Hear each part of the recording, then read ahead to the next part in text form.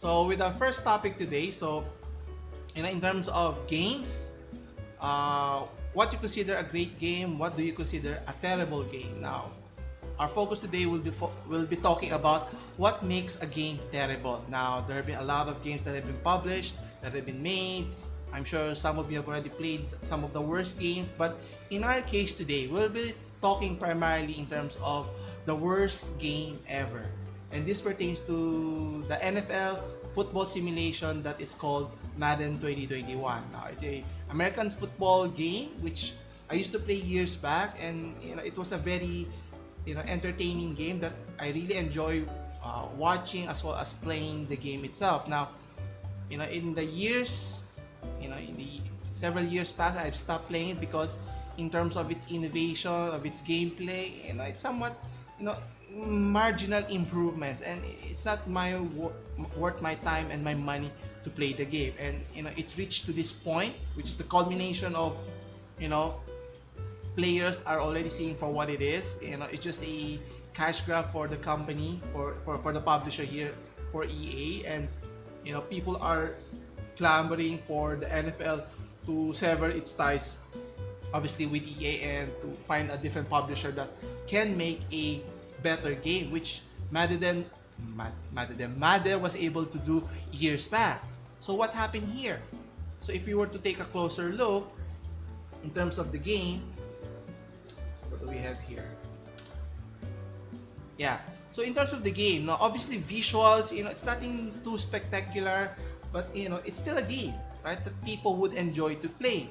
But at its core, if there's a lot of bugs, glitches in terms of how it's played, it's not an enjoyable game, then why release a game that's not complete, right? So why would people pay $60 or even 3,000 pesos for a game that has a lot of issues? Similar how Fallout 76 happened, right? You see how it turned out.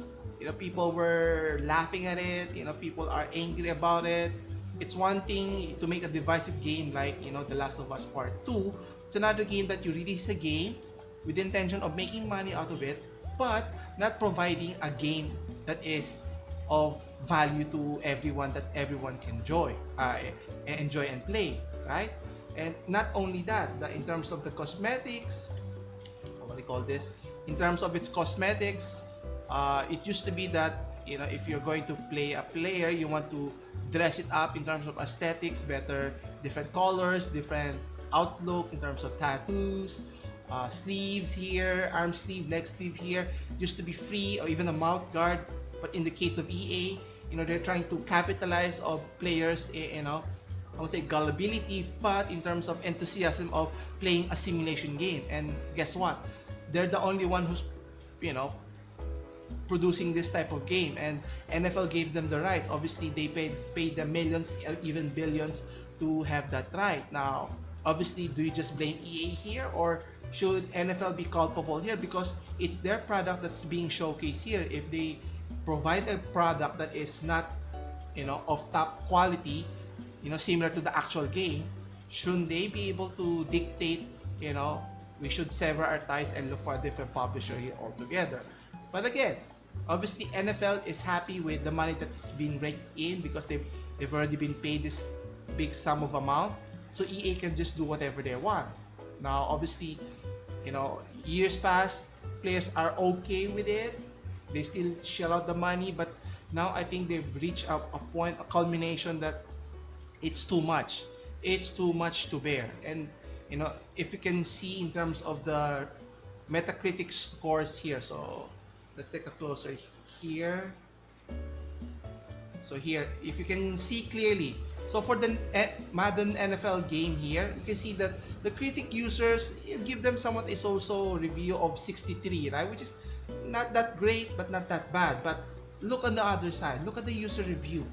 They give them a horribly 0.3 rating. So it's less than 1, which tells you a lot in terms of how people are, enjoying or not enjoying the game itself. And compared to the almost 4,000 users that have already posted here, compared to just only 23 critic reviews, who do you tend to believe, right? So let's take a look here in terms of the ratings here.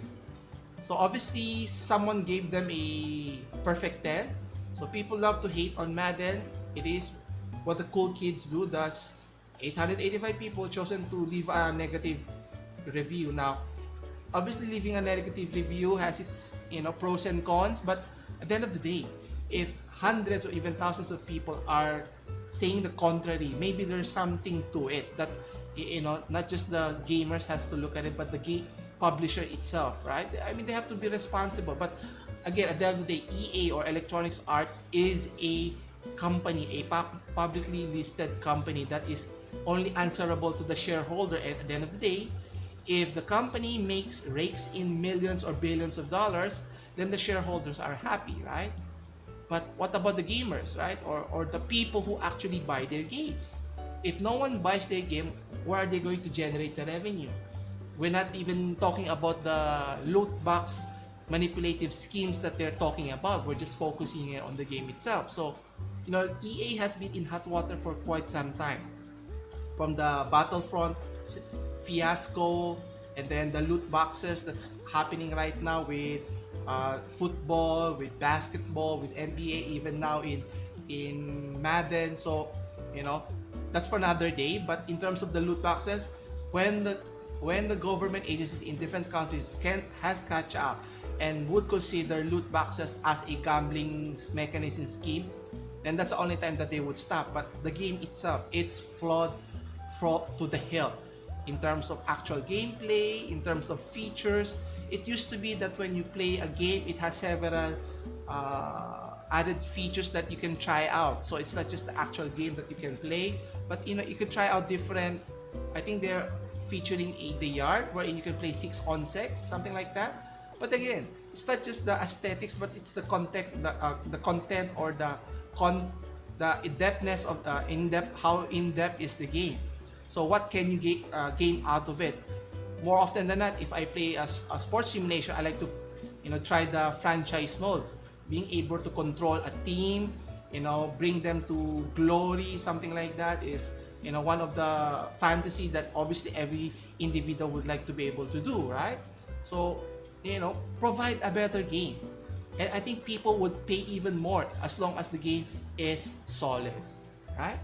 And we have to wait and see until such a time that EA's bottom line is being hurt by people not buying the games anymore. I think nothing will change, which is a sad fact, right?